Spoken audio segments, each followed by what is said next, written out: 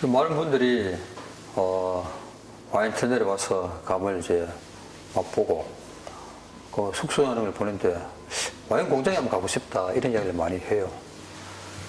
그래서 이제 와인 공장에 와서 제조하는 과정을 이래 보면 저희들이 또 설명도 해드려야 되고 보통 그 고객들이 떫은 감과 합니까? 홍식 합니까? 이런 그 질문을 많이 합니다. 감 같은 경우에는 이제 떫은 감이 홍식도 되고 또 꽃감도 되거든요. 말리면 꽃감 되고 말렸다 해가지고 다 꽃감 되는 것도 아니에요. 마른 감도 있고 꽃감도 있고 홍시도 있고 물렁한 것도 있고 감은 이제 왔다 갔다 합니다. 굉장히 물성의 변화가 심하기 때문에 그 감을 가지고 가공품을 만들기가 참 어렵다는 그런 이제 결론을 내렸고 사실 시중에도 보면은 감을 가지고 만든 가공품이 잘 보이지 않습니다. 저희들은 이제 11월 달에 감이 이제 충분히 익었을 때 감을 이제 수확을 해서 그러면 떫은 맛도 있어요. 저희들은 때로는 이제 특히 와인은 레드 와인은 그 떫은 맛 탄이 참 중요하거든요. 그런 이제 떫은 맛도 있는 감으로도 와인을 또 만들고 그리고 또 홍시도 와인을 만듭니다.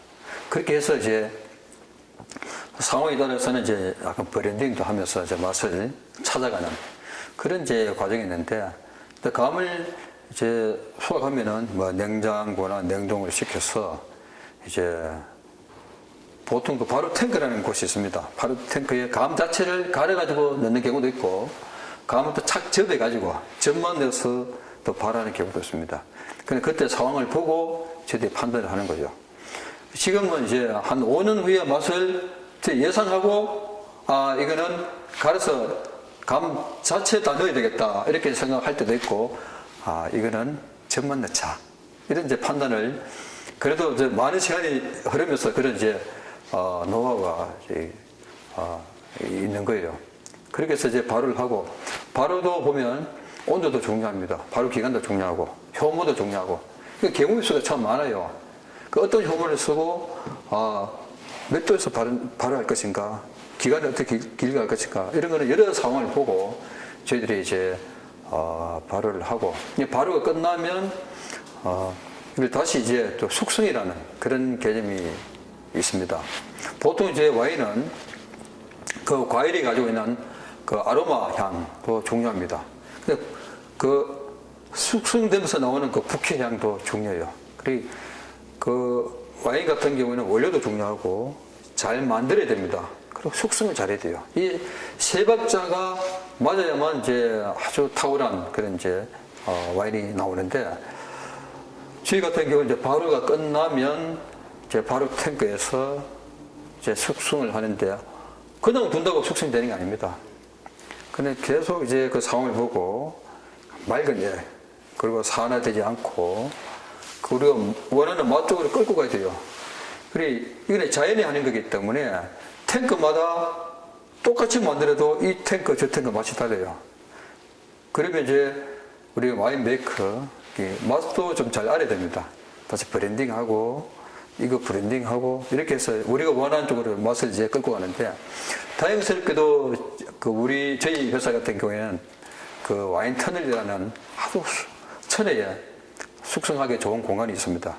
거기는 온도가 늘 15도로 일정하고 또 어둡고 조용하기 때문에 좋은 와인이 숙성될 수 있는 그런 공간으로 저희들이 또 활용도 하고 있고 외국의 와인 그 선진국에도 보면 아주 고급 그 와인들은 하나같이 대형 지하실이나 그런 동굴, 터널 그런 공간에서 이제 와인을 숙성하고 있는데 저희들은 그렇게도 하고 있고 또 일본은 공장에서 또 숙성도 하면서 그렇게 해가지고 일정 기간이 되면은 술이 맑아집니다.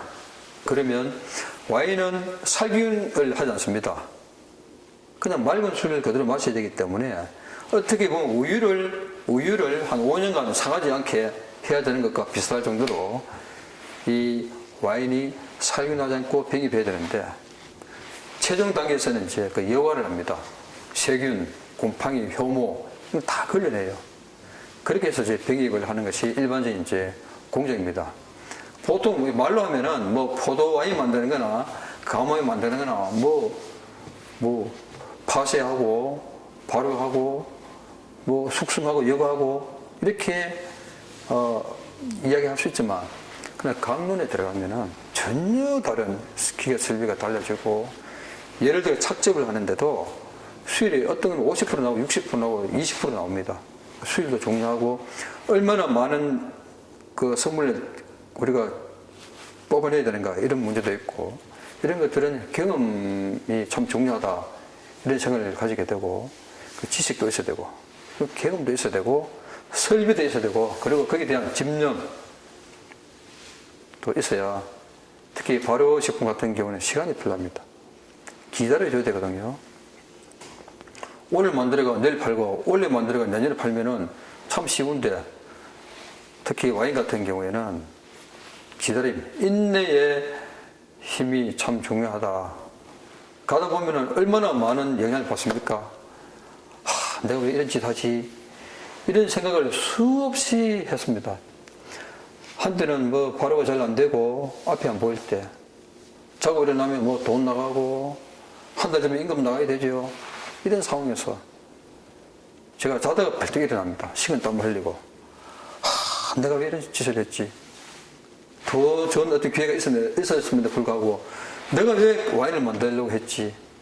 근데 곰곰이 생각하면은 누가 하라고 했나? 아니잖아. 내가 선택했잖아. 그럼 어떻게 해야 되나? 헤쳐나가자.